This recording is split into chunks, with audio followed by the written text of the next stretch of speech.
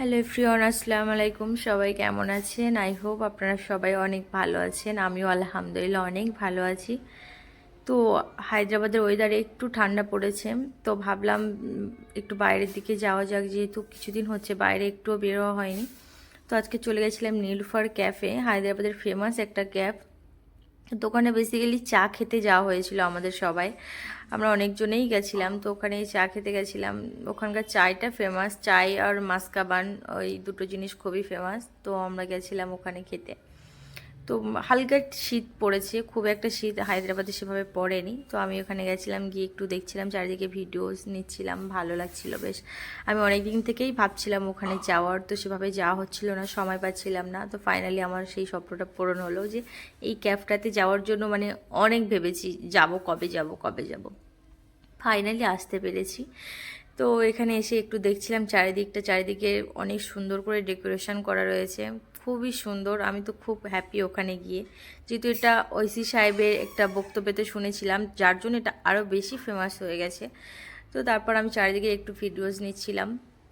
দেন আমরা চলে যাই, যেখানে চায়ের কাউন্টারে চলে গেছিলাম, সেখানে গিয়ে চা অর্ডার করছিলাম। অনেকটাই ভিড় ছিল, প্রচুর মানুষ আসে ওখানে, বিশেষ করে রাতে।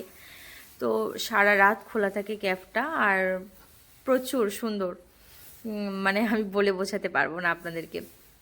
তো তারপর আমরা ওখান থেকে চা নিয়েছিলাম। আমি চা সেভাবে খাই না, তো চায়ের নিয়ে অনেক গল্প শুনেছি, তো তাই আমি চাটা একটু ট্রাই করেছিলাম। সেভাবে আমি চা পছন্দ করি না, তো তাই আমরা এক কাপই চা নিয়েছিলাম। তো তারপর ওখানে গিয়ে আমি চা ট্রাই করছিলাম। চাটা বেশ অনেক সুন্দর ছিল, খুবই সুন্দর ছিল। আর আমি জানি না, চা খেলেই আমার জিভটা পুড়ে যায়, কেন জানি না আমি। মাস্কাবানটা অনেক সুন্দর ছিল বেশি। তো আমি চা জাস্ট একটু গালে নিলেই আমার গাল পুড়ে যায়, জিভ পুড়ে যায়। আমি তাই চা খেতে পছন্দ করি না। তো তাও আমি একটু ট্রাই করছিলাম, তাও আমার জিভ পুড়ে গেছে। জানি না কার কার সঙ্গে এটা হয়। দেন চা খেয়ে দাওয়া করে আমরা একটু মানে নিচ্ছিলাম। আমি বলছিলাম খুব টেস্টি।